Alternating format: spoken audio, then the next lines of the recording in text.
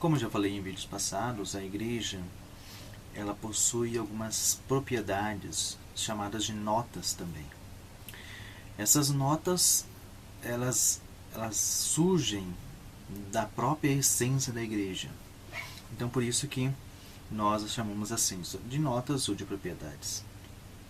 Bom, antes falando de igreja, é dos evangelhos que brota toda a doutrina sobre o desejo divino de reunir seu povo na mesma comunidade,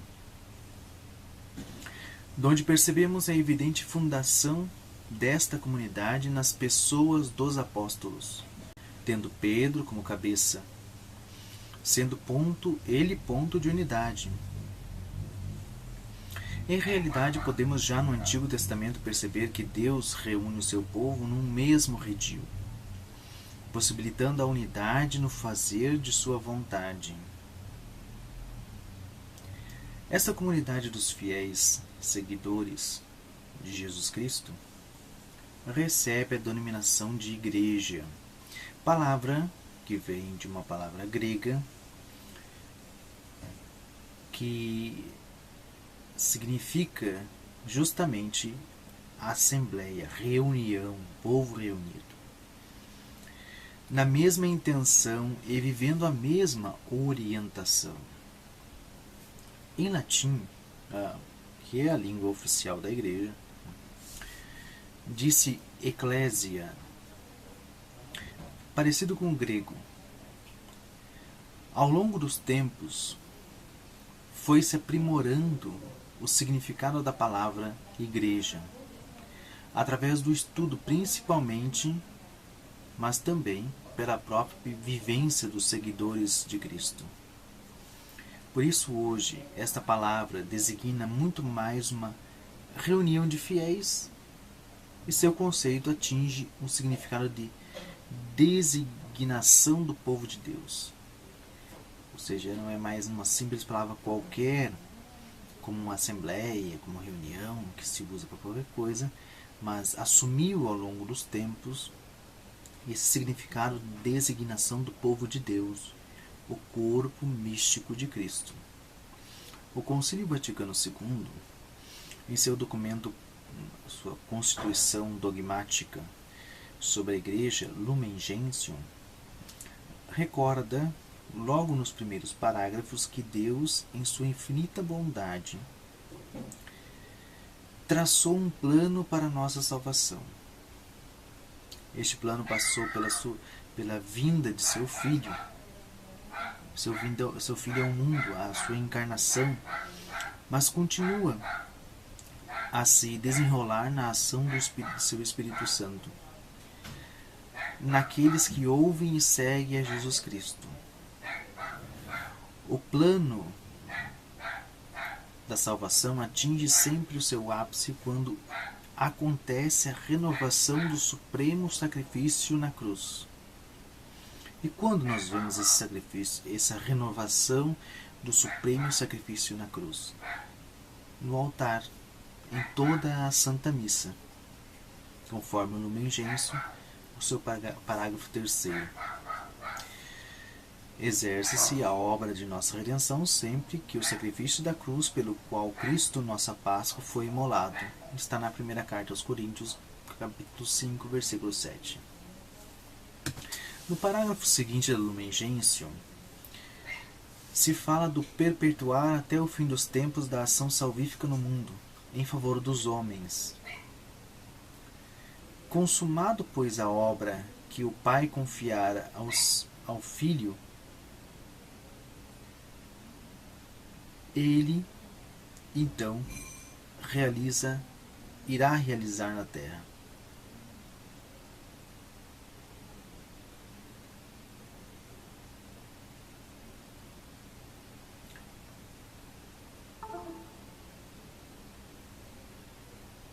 Quarta.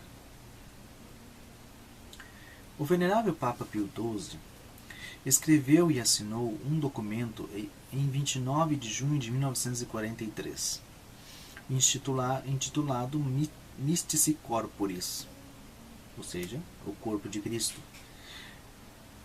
o corpo místico de Cristo, melhor dizendo, Neste magnífico texto, e é lindo mesmo, que vale a pena todos procurarem para ler, o venerável Papa coloca não somente a certeza desta imagem trazida desde os próprios lábios de Nosso Senhor no Evangelho, mas também a maravilha desta espiritualidade, que se torna a mais acertada ao se falar da Igreja de Cristo presente no mundo.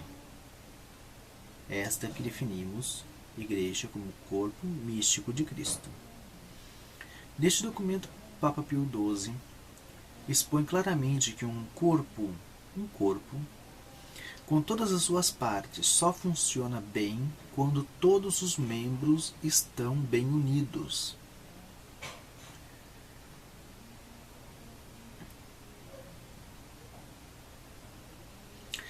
Assim, temos um corpo único, indiviso, visível, um corpo composto orgânica e hierarquicamente, um corpo dotado de órgãos vitais, isto é, dos sacramentos, um corpo formado por membros determinados, específicos em cada função, com a sua própria função.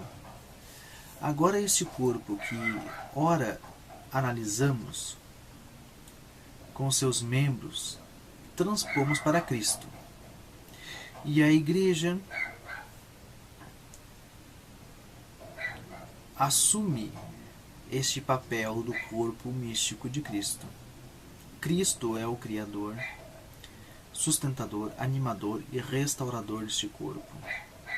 Por isso ele é a cabeça, parte orientadora, mas também unificadora do corpo. É a cabeça que une o corpo inteiro. A Igreja se diz dos membros desse corpo. Por isso se atribui a ela ser o corpo, já que a cabeça é Cristo. Resumidamente, Cristo é a cabeça e a Igreja é o corpo.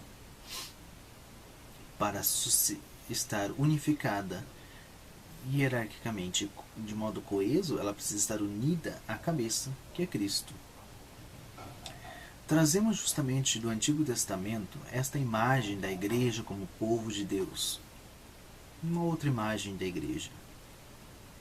Por conta das características similares, um povo que tenta fazer em tudo a vontade de Deus se vê como num caminho com bastante dificuldades, sinuoso, por vezes aparentando ser impossível segui-lo. O povo hebreu, no deserto, passou por muitas dificuldades, muitas vezes cedendo às várias tentações, como por exemplo a pior de todas, a idolatria, está lá no Antigo Testamento. Mas mesmo o caminho sendo tão difícil, nunca o Senhor os abandonou. Nunca o Senhor os abandonou. E Deus, sabendo da fraqueza humana, enviava mensageiros inspirados por ele para sustentarem e animarem o povo e corrigirem aquilo que estava errado. Esta é uma imagem da Igreja, o povo fiel que caminha por este mundo com todas as dificuldades que a mundaneidade oferece, mas que conta com os mensageiros, que conta com o auxílio visível e sensível dos sacramentos da Igreja, além dos ministros para os administrá-los. Tudo isto existe para que o povo da nova aliança não desista do caminho, que seja protegido das ciladas, que receba a força do Divino Espírito Santo para moverem suas vontades a fazer somente a vontade de Deus e assim conseguir a salvação eterna. Quando se está falando de igreja no ambiente católico, sempre surge a dúvida do modo como falar. Se ouve muito falando de Igreja de Cristo, Igreja de Cristo, Igreja de Cristo, e Igreja Católica. É diferente? Porque se fala de duas maneiras diferentes. Bem, existe sim um significado para essas expressões, é evidente, e é preciso entendê-las bem corretamente. Bem, Cristo, mediador único, estabelece e continuamente sustenta sobre a terra, como um todo visível, a sua santa igreja, ou seja, sua santa assembleia de fiéis seguidores, comunidade de fé, de esperança e amor, por meio da qual difunde todas as verdades e a graça que são necessárias a esses fiéis. Porém, a sociedade organizada hierarquicamente e o corpo místico de Cristo, o agrupamento visível, né, esse ajuntamento visível, e a comunidade espiritual, a igreja terrestre e a igreja ornada com os dons celestes não se devem considerar como entidades diferentes, mas como uma única realidade complexa. Complexa, sim. Formada pelo duplo elemento humano e divino. Apresenta, por esta razão, uma grande analogia com o mistério do Verbo encarnado. Pois, assim como a natureza assumida serve ao Verbo divino de instrumento vivo de salvação, a ele indissoluvelmente unido de modo semelhante, a estrutura social da igreja, ou seja, as pessoas e como elas se organizam, serve ao Espírito Santo, ao Espírito de Cristo, especialmente, que a vivifica, que a torna viva, que a anima para o crescimento deste mesmo corpo. Esta é a única igreja de Cristo, que no credo, na profissão de fé, que já vimos, né, já passamos por isso, confessamos ser una, santa, católica e apostólica.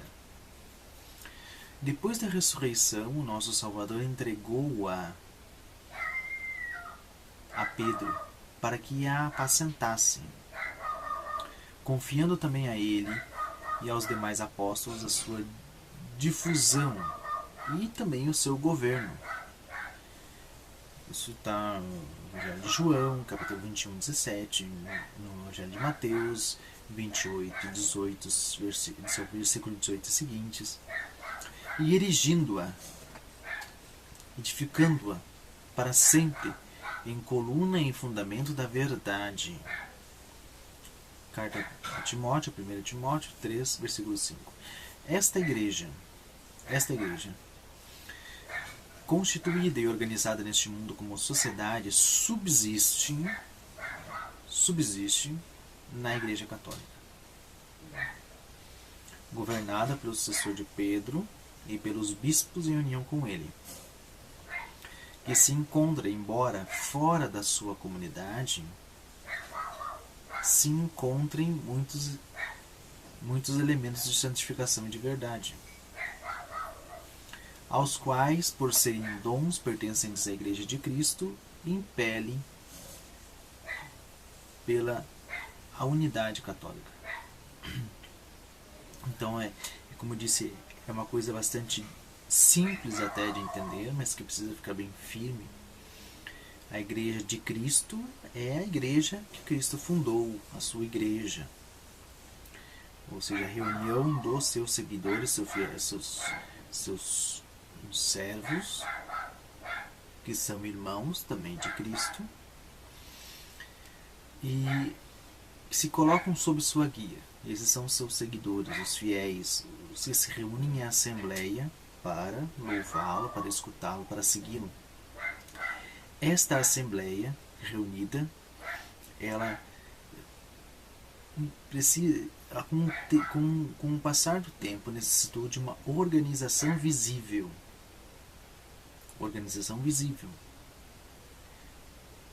e também hierarquia que vem do próprio Cristo, a começar pelos apóstolos, depois diáconos, subdiáconos, etc. Então, essa organização visível, e por conta da própria missão da igreja, de difundir a mensagem de Cristo a todo o mundo, a todo o orbe, chamou-se católica. A igreja católica, a igreja universal, a igreja do mundo todo, que está para o mundo todo. Não é do mundo, mas está para o mundo todo. Então, a igreja de Cristo, ela é a igreja de Cristo que subsiste, que está existente na igreja católica, que é a sua estrutura visível neste mundo. Então, acredito que fica fácil de compreender. Bem, a gente falamos das notas e das propriedades da igreja, e todos lembram do que foi visto no encontro de catequese, no encontro do vídeo que eu fiz aqui, que falava sobre o creio, sobre a profissão de fé. Quando analisamos o artigo "Creio na Igreja Una Santa Católica Apostólica", vemos e falamos e professamos estas notas. Agora iremos falar mais especificamente destas características da Igreja que recebem o nome de propriedades ou de notas da Igreja. Bem, primeiro, a Igreja é una, porque tem como origem e modelo a unidade na trindade das pessoas divinas, ou seja, um só Deus. Porque tem como o fundador e cabeça Jesus Cristo, que restabelece a unidade de todos os povos num só corpo. E porque tem como alma o Espírito Santo, que une todos os fiéis em comunhão com Cristo. Ela tem uma só fé, uma só vida sacramental, uma única sucessão apostólica, uma comum esperança e a mesma caridade. Se pode procurar isso que acabo de dizer no compêndio do Catecismo da Igreja Católica, no seu parágrafo 161. A Igreja é una porque tem uma só fé nas verdades reveladas por Deus Nosso Senhor. Como Deus é imutável, a fé também jamais muda. As verdades de fé jamais mudam. Ela é una também porque tem um só batismo, instituído pelo próprio Cristo. É una porque também possui um governo, um único governo, instituído por Jesus mesmo, sobre Pedro, sobre os Cefas, a pedra da igreja, a coluna que sustenta a igreja visível, e seus sucessores, que são os papas. Mateus capítulo 16, 20 fala-nos sobre essa missão de Pedro e como ela se perpetua ao longo dos anos. A igreja é una sob um único Papa. Bom, em segundo lugar, a igreja de Cristo é santa. É santa porque Santíssimo é o seu Criador e aquele que a sustenta.